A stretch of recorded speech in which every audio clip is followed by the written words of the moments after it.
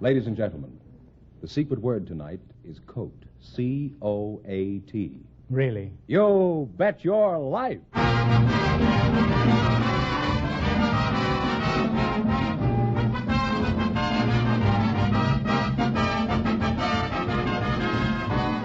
The more than 3,000 DeSoto Plymouth dealers of America present Groucho Marx in You Bet Your Life, the comedy quiz series produced and transcribed from Hollywood. And here he is, the one, the only... Groucho! That's me, Groucho Marx.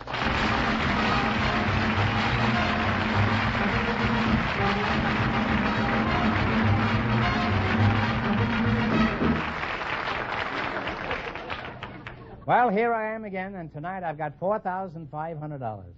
It's the biggest big question in the history of this show. Now, George Fenneman, who's first to try for the $4,500? Well, we invited some doctors to the program tonight, and just before we went on the air... need one, huh? Our studio audience selected Dr. Eugene Hoffman. His partner is a housewife from the audience, Mrs. Mildred Gordon. And here they are, folks. Meet Groucho Marx. Welcome for the DeSoto Plymouth dealers, and you say the secret word and divide $100. It's a common word, something people wear. A doctor and a housewife, eh? Mrs. Mildred Gordon, where are you from? I'm from Kansas. Kansas? That's right. Oh. What is your hometown, Doc? I'm from Effingham, Illinois. Where? Effingham, Illinois. You just made that up, didn't you? No, that's the real town. I should imagine that you would be from Medicine Hat, being that you're a doctor. No, that's too far north. I see. And pretty feeble, too, as a joke, huh? Now, Doctor, is it true that most medical men are specializing nowadays? No, the trend now is towards general practice, where your hands are not tied. I see. Well, that's a good idea for a doctor. I never like to see a doctor with his hands tied. Unless he's got his eye on my appendix. You know, I go to a brain, liver, and kidney specialist twice a week. Maybe you know him. What's his name? I don't know his name. He's the butcher in Beverly Hills.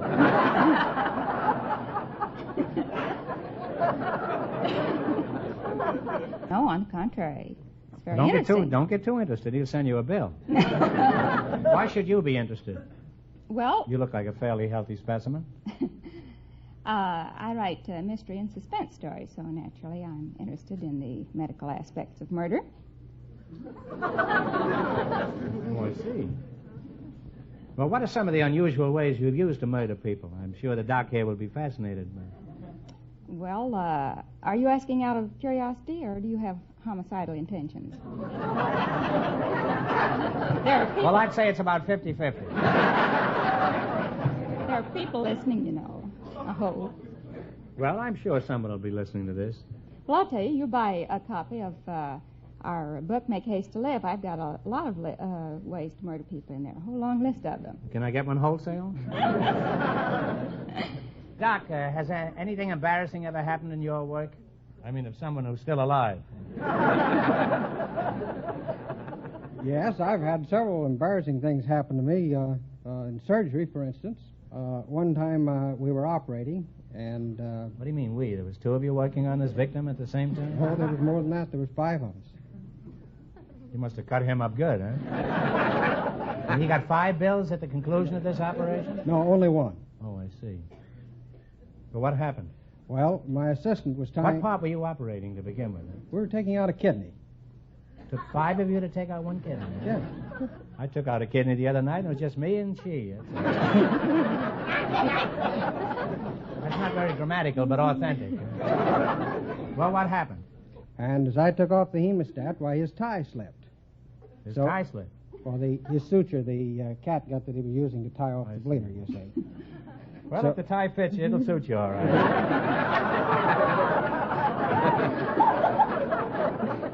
I sucked that out of him, didn't I? So I said to the scrub nurse, give me a stick tie.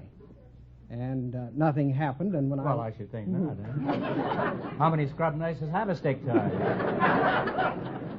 We usually wear a blouse and a skirt and then a coat.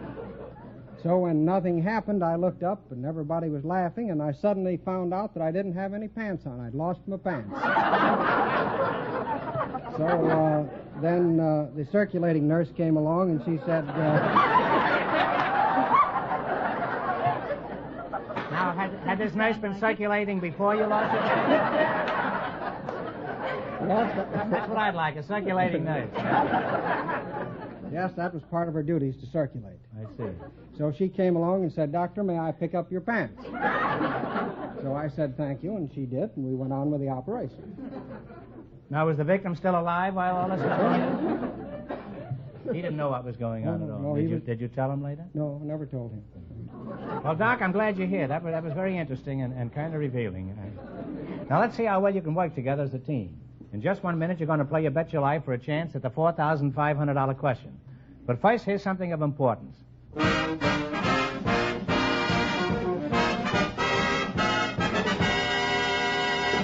Folks, you've been hearing me tell about how much smoother, how much more comfortable the new DeSoto rides.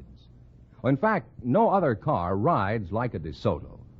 And I've told you that the Oriflow shock absorbers are largely responsible for this remarkable ride. So I thought you might like to know more about these great new shock absorbers. Actually, they give maximum effectiveness on all kinds of roads, from a gently rolling road to a really rough one. That's because the new Oriflow shock absorbers are designed to adjust automatically for every type of road bump. But that's not all. DeSoto's longer wheelbase and full cradled ride also assure you of added comfort. And DeSoto's chair-high seats and big, wide doors give you living room comfort. And, of course, it's DeSoto that lets you drive without shifting. So, folks, visit your DeSoto Plymouth dealer and drive the new 1951 DeSoto. Yes, see for yourself why no other car rides like the new DeSoto.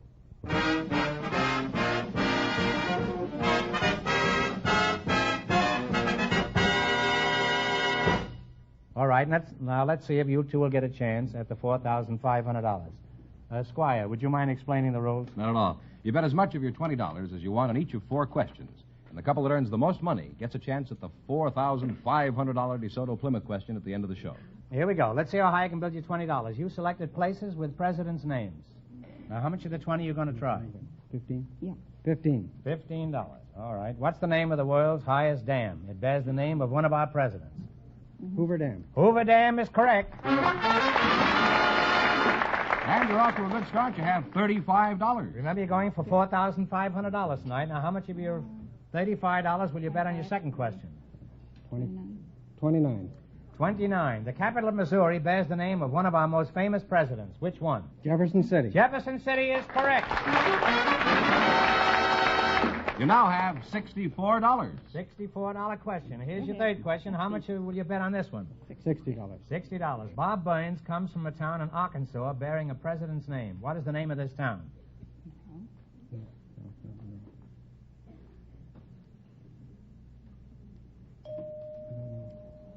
Oh, that's a shame. It's too bad. Well, it's Van Buren. You should have known that. You now have $4. Well, that's too bad. Well, you got $4, and this is your last chance to beat the other couples. How much will you bet? Why, sure.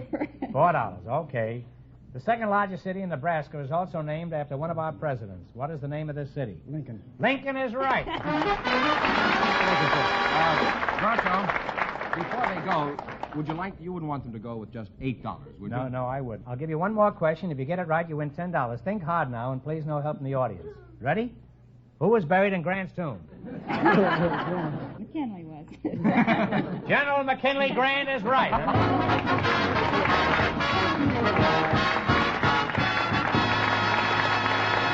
Well, thanks and good luck from the DeSoto Plymouth dealers. Thank you very much. Groucho, the secret word is still the same. It's coat. Just before we went on the air, our studio audience selected a door-to-door bakery salesman and a housewife. And here they are, Mrs. Amy Gaston and Mr. John Chua. Come on in here and meet Groucho Marx, folks. Welcome, folks, to You Bet Your Life. Say the secret word and divide $100. It's a common word, something people wear. Mrs. Amy Gaston. Huh? Is that right? Right. You're the housewife? Yes, I am. Where are you from, Amy? Los Angeles. Born here? Right. Is that so? Native girl, huh? That's right. Mr. John Chua? That's right. What kind of a name is that, John? It's Slavish. Slavish? Yeah. You're a Tito man, huh? That's Yugoslavia? right. Yeah. Well, at present, he's a very good man. Huh? You're a door-to-door bakery man? That's right. I work for the Helms Bakery. Oh, Oh, I see. You go around from door to door with your bakery goods, is that right? That's right. I suppose your job is one long loaf, eh? One long loaf. I suppose you hear that quite often, don't you? Yeah, I sure do. Usually when I hear that, I always tell them I'm glad my bread ain't as stale as that joke.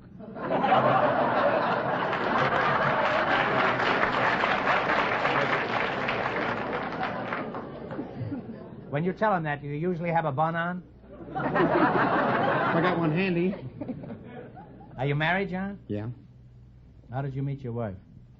Well, I met my wife down in the skating ring. Was her salary frozen at the time? No, salary wasn't frozen.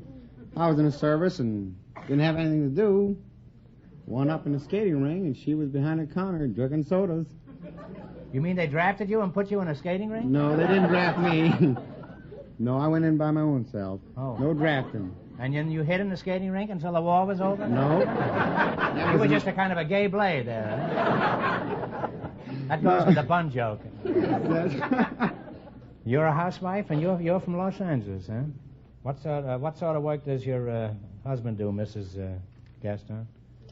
He's the manager of the Gourmet Beverly Restaurant in Beverly Hills. Oh, I thought you looked rather well fed. How did you meet your husband?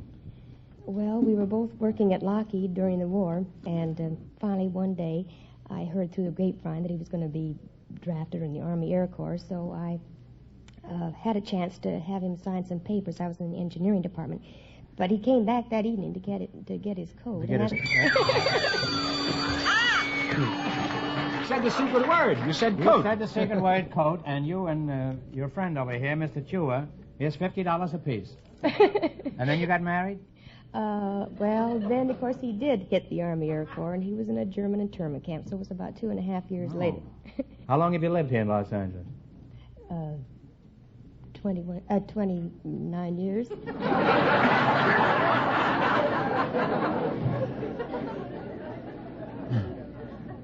Mrs. Gaston, how many candles did you have on your last birthday cake?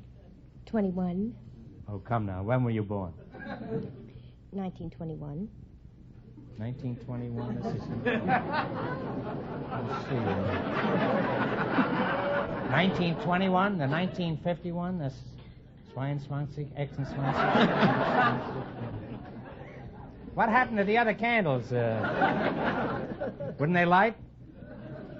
Well, the last time I had a birthday cake, it was on my 21st birthday. Pretty sly, aren't you? Well, you outfoxed me. Obviously, you weren't born yesterday. You're a door-to-door salesman. That's and right. How do you operate? I should have asked the doctor that, I guess. Well, okay. How do you operate? Well, I'd load my truck with Helm's merchandise every morning. And Well, when it's loaded, do you have a bun on? got quite a few buns on, yeah. Well, if you stay in your truck, how does the housewife know you're there? Do you throw a biscuit through the side of the house? No, she hears my whistle. That sounds like interesting work, huh? You mean you just whistle and women come bounding out of their houses? That's right. How much would you charge to teach me the Helms whistle? Let me hear you whistle, John. Go ahead. Pretend I'm a housewife, and I'm inside burning my husband's dinner. Now, exactly what do I hear? Oh, brother. That's about the best I can do. What kind of women do you get with that whistle? They better be wearing their hearing aids. Now, how does your bakery stuff compare with your wife's baking? Oh, brother, that's hard to answer. Of course, if you answer, you lose either your wife or your job. Answer me, John. Well, all I can say is our bakery goods are hard to beat. Congratulations, John. You just lost your wife. Now you want to try for 2 wives. What's the most popular item your bakery turns out? Well, we got marble cakes, coconut cakes, jelly donuts, Tuesdays, Fridays. Jelly donuts Tuesdays and Fridays. That's right. Well, that's the way it should be. Jelly donuts Tuesdays and Friday, matinees Wednesdays and Saturdays.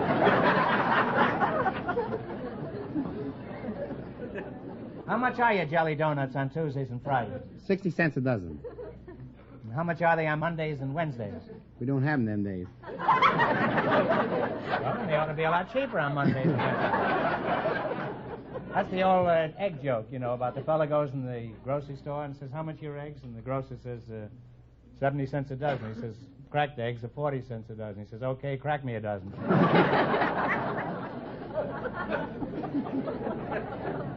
It was easier to crack those eggs than it was that joke, I assure you. Do you get many calls for wedding cakes?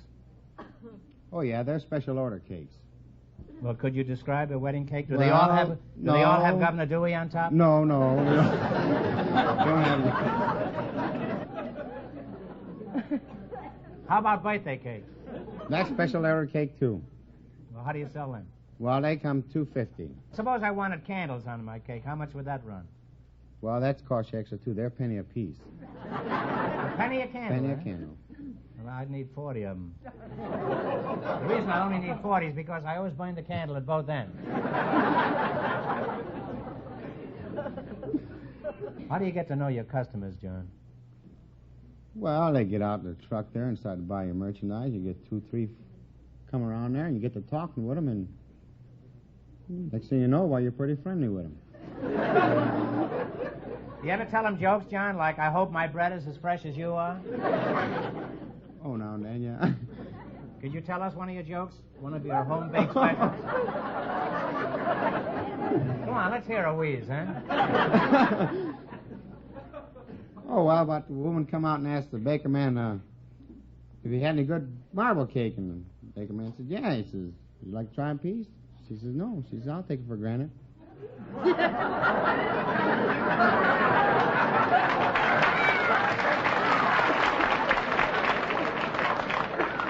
Well, that's a baker's joke, all right.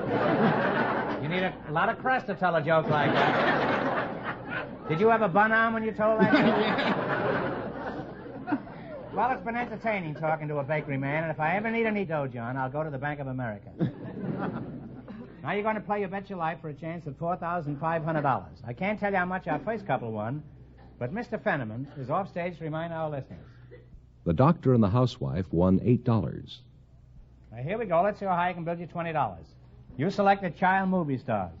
Here's your first question. How much of the 20 will you try? 15. 15? All right, 15. What is the name of the former child star who teamed with Charlie Chaplin? Jackie Coogan. Jackie Coogan is right. John, you should have known that, Coogan, because Coogan means cake in German. You folks now have $35. Remember, you're going for $4,500 tonight. It's a lot of money. How much of the 35 will you bet this time? Made about 30. $30. The Wizard of Oz starred a young girl who has developed into one of the top talents in pictures. What's her name? Judy Garland? Judy Garland is right. You're climbing now. You have $65. Here's your third question. How much of the 65 are you going to risk? $50. Okay. What is the name of the English child star who starred as Little Lord Fauntleroy? Oh, I know it. What is his name? Talk it over. I'm sorry. It's Freddie Bartholomew. You should have known that. You now have $15. You now have $15. Here's your last chance to beat the other couples. How much are you going to bet? No worries. Get it over with. $15? Mm-hmm. An English picture elephant boy made a star out of a kid from the Far East. What's his name? Sabu. Sabu is right.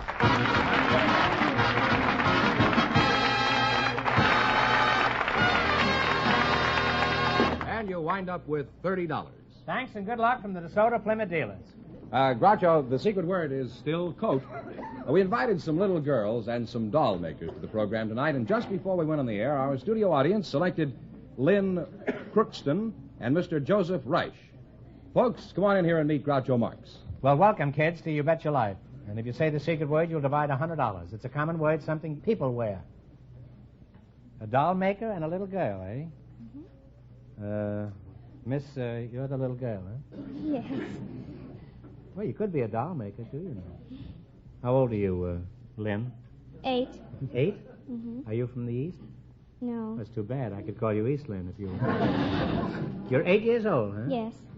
And you're the doll maker? Yes. How old? You're more than 8, huh? Oh, just about 48. 48? That's right. Where are you from? New York. Where were you born, Lynn? Los Angeles. Los Angeles? Mm-hmm. Right here. How come you were born in Los Angeles? Because that's where my father works.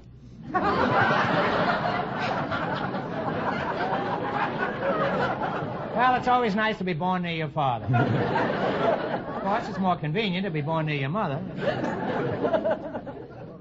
What sort of work does your father do, Lynn? He's a fireman. A fireman? Does he wear red suspenders? Yes. I guess so. Why does he wear red suspenders, do you know? I guess to hold his pants up.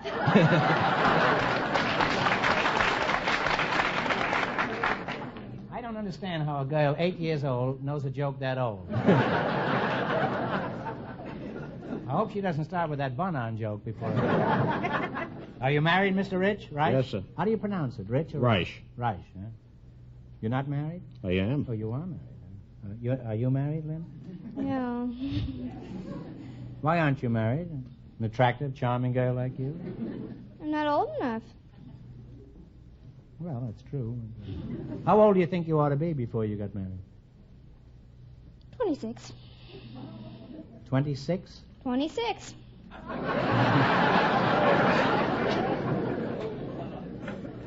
Why do you want to wait that long? Don't you think 18, 19 would be a nice age to get married? No, because I want to go to college. And it's going to take you to 26 to get out of college? Oh, I don't know. You'll go through with flying colors, Lynn. If this conversation we're having is any example. Let's talk about dolls. What's your job with the company, Joseph? Well, to see the dolls go out as production man. Oh, you're a production man? Yes. What kind of dolls do you manufacture at your place? All kinds. Soft, hard dolls, skin dolls. What makes a doll hard? Some bitter experience? No, not exactly. It's the material content. Some are plastic. Isn't it wonderful how they make dolls these days? They even talk. They sure do. What I'd like is a doll that doesn't talk. What doll company do you work for? No more electric. An electric company makes dolls? That's Well, right. some of the dolls I've been out with have been pretty shocking, but I didn't... Do you have a boyfriend, Lynn? Yes. How old is this Prince Charming? But 8 3/4. Is that his height or his age? His age. 8 3/4, huh? Do you prefer older men? Do you think I'm too old, for example? You mean to get married? What do you mean? Lynn, you don't have to sound quite so alarmed. How old do you think I am?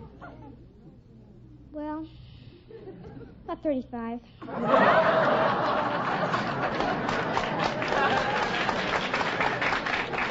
That's what I like about kids. They're not afraid to tell you the brutal truth.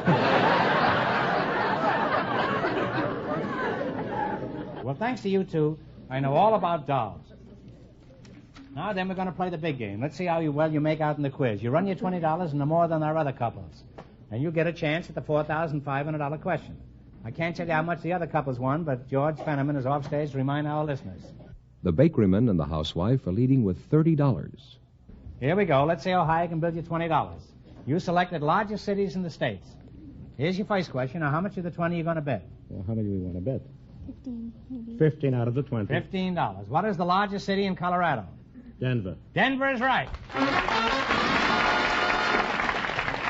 When you're on your way, you have $35. You're on your way with 35, and remember you're going for $4,500 tonight. Now, how much of the 35 are you going to try? Let's try 30. 25.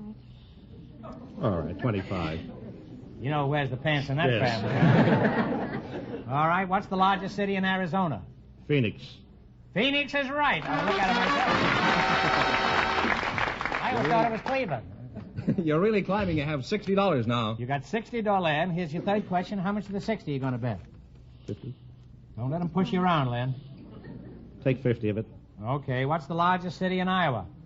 Des Moines. Des Moines is right. You're up there now. You have $110. Here's your last chance to beat the other couples. How much of the 110 are you going to risk? Take 90. All right. $90. What is the largest city in Idaho? Boise. Boise is right.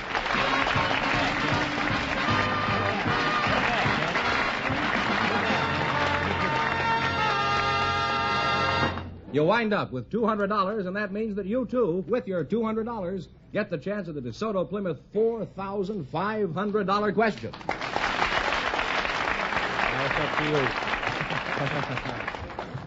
Now, Now, in just 1 minute, I'll ask them the big question. But first, I want everybody to pay attention to a matter of great importance.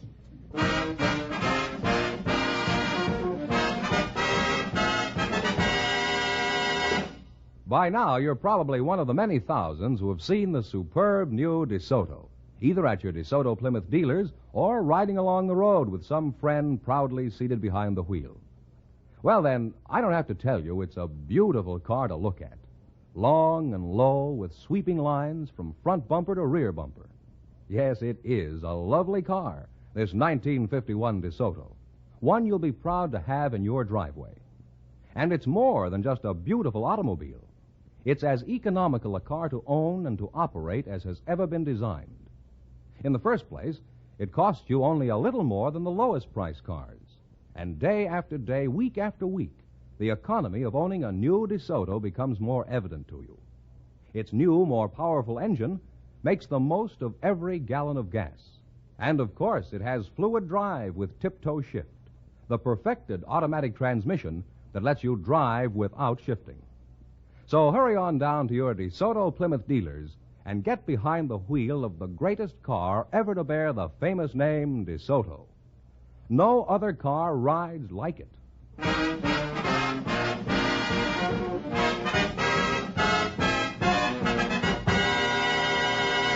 All right, here we go for $4,500. I'll give you 15 seconds to decide on a single answer between you, so think carefully, and please no help from the audience. The only known diamond mine in North America can be found in the Wonder State. For $4,500, tell me, what is the Wonder State?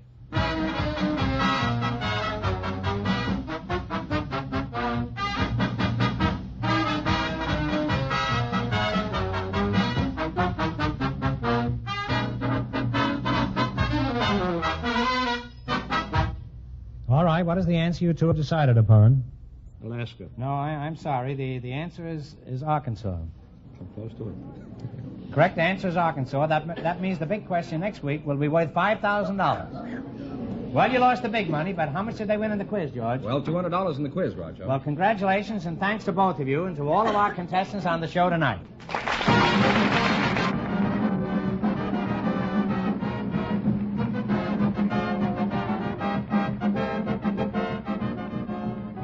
Be sure to tune in again next Wednesday night at this time for the Groucho Marx Show, when the big question will be worth $5,000. And don't miss Groucho's television show, also presented by the DeSoto Plymouth Dealers of America.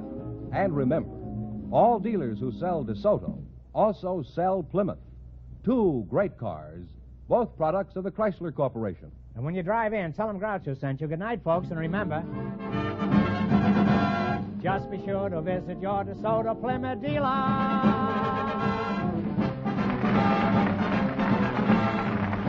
Folks, here's a reminder from the National Safety Council. The 3 R's of safe driving are ready, reasonable, right. You Bet Your Life, transcribed from Hollywood, is produced by John Goodell. Directed by Robert Dwan and Bernie Smith. Music by Jerry Fielding.